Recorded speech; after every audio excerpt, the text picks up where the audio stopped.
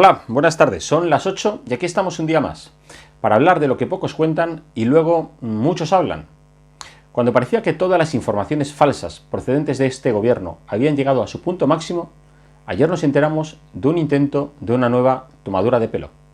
El ministro de Sanidad, Salvador Illa, el hombre nombrado por Sánchez para dirigir un ministerio que iba a servir para hacer de puente con el independentismo catalán y a día de hoy con una reputación más que malograda, informaba de que España estaba entre los países que más test habían realizado a su población.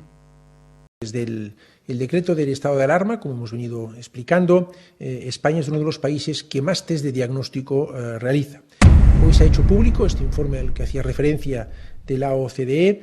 No solo España está entre los primeros 10 países del mundo en capacidad de test de diagnóstico, sino que también es el octavo país, muy por delante de Alemania, de Francia, del Reino Unido y de Estados Unidos. Estos 4 países, junto con España e Italia, son los grandes países afectados por la epidemia y, como ya hemos ido informando el presidente del Gobierno en reiteradas ocasiones, España es uno de los países que está a la cabeza de la capacidad de test diagnósticos. Para ser más exacto, les diré que España está en un índice de 28,6 test por 1.000 habitantes, siendo la media de los países de la OCDE de 22,9 test por 1.000 habitantes.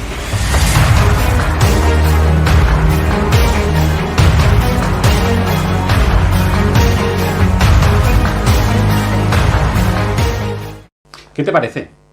Una manipulación estadística más del gobierno de Pedro Sánchez y Pablo Iglesias. Es increíble, pero las últimas 3 semanas hemos pasado de no contabilizar a los fallecidos que las comunidades autónomas estaban reconociendo como víctimas de coronavirus, pero que a Pedro Sánchez, por puro oportunismo electoralista, no le interesaba incluir, a desde el pasado viernes reducir la cifra de contagios para poder vendernos así el titular de que los curados estaban superando a los enfermos en España. Y ya lo último es el engaño a las organizaciones internacionales, con cifras ficticias de los test.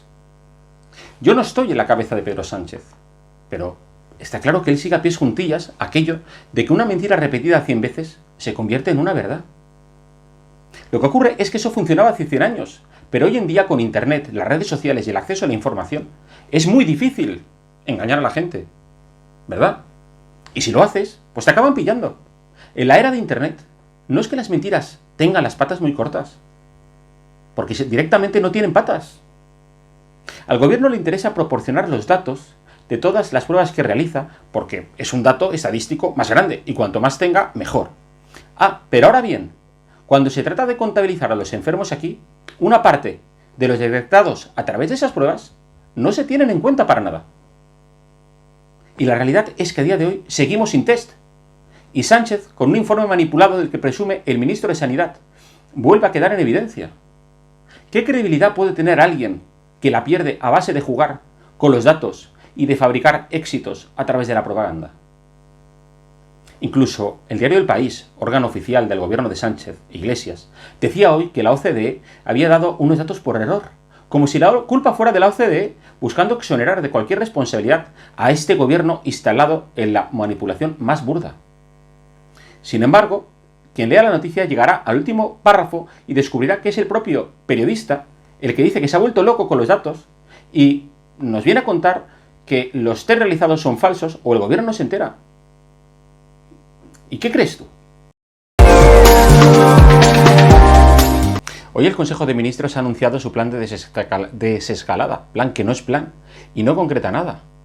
Sánchez nos ha hablado de una serie de fases, pero, como ha explicado después, dentro de un estado de alarma, a diferencia de lo que están haciendo todos nuestros vecinos europeos.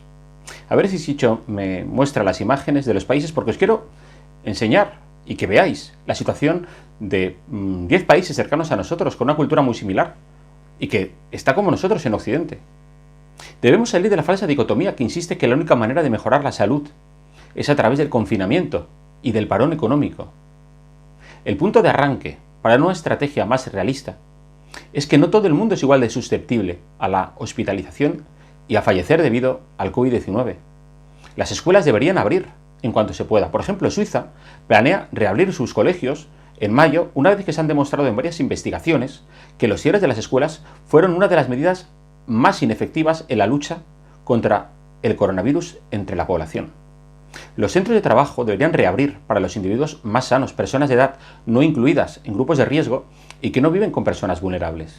En lugar de pensar cómo forzar a la gente a estar en casa, deberíamos pensar en cómo conseguir que cada vez haya más gente que pueda ir a trabajar. Una rápida reapertura de los centros de trabajo se puede llevar a cabo manteniendo a los más vulnerables en sus hogares. Porque no es una cuestión de salud, es una cuestión de la economía española, que se encuentra en la peor crisis en 100 años. Este fin de semana, cuando los padres con sus hijos salieron a pasear, a jugar, puede ser que alguna serie de irresponsables incumpliesen las normas establecidas. Pero yo les puedo asegurar, porque yo, no el domingo, pero sí el lunes, salí con mi hija a pasear y desde luego no vi nada de aquellas imágenes y aquellas fotos que los medios de comunicación ayer nos ilustraron. Por cierto, imágenes que siempre eran las mismas. Eran 5 imágenes.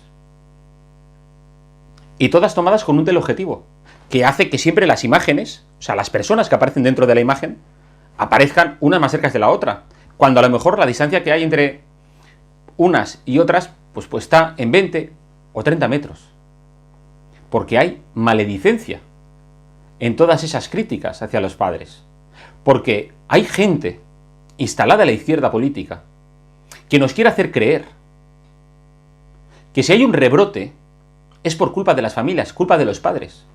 El problema es que hay medios de comunicación que han comprado ese discurso, esa narrativa, ese relato.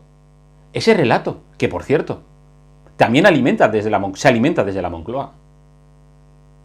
Ayer mismo, sin ir más lejos, en la rueda de prensa del Fernando Quemado Simón, la primera pregunta no vino de los periodistas, sino que vino del comisario de propaganda Oliver, del comisario de propaganda de Pedro Sánchez, que fue precisamente acerca de la actitud de los padres, que habían salido en masa a pasear con sus hijos. Es decir, que no solamente la Moncloa censuró a los medios de comunicación al principio de la pandemia, sino que además ahora pues crean, inventan, introducen las preguntas para de alguna manera marcar por hacia dónde se quiere llevar el relato.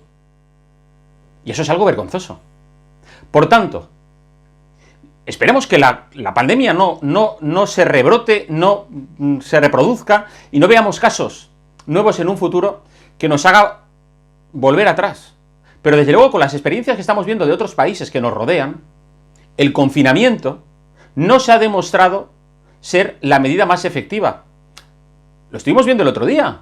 Con el confinamiento, en España se han contagiado, a pesar del confinamiento, más de 200.000 personas y han muerto casi 25.000. Porque los contagios se han producido en otros sitios. O sea, se han producido en los hogares, que es precisamente a donde la gente se le había dicho que tenía que estar encerrada. Esos 30.000 médicos que se contagiaron y por supuesto se lo transmitirían a sus familias, y eso hace que a día de hoy nos encontremos en una situación en la que podamos ver que el confinamiento no es garantía de nada. No es garantía de que se solucionen las cosas. En fin, hasta aquí nuestro espacio de hoy. Amigos, nos vemos este jueves a las 8 de la tarde.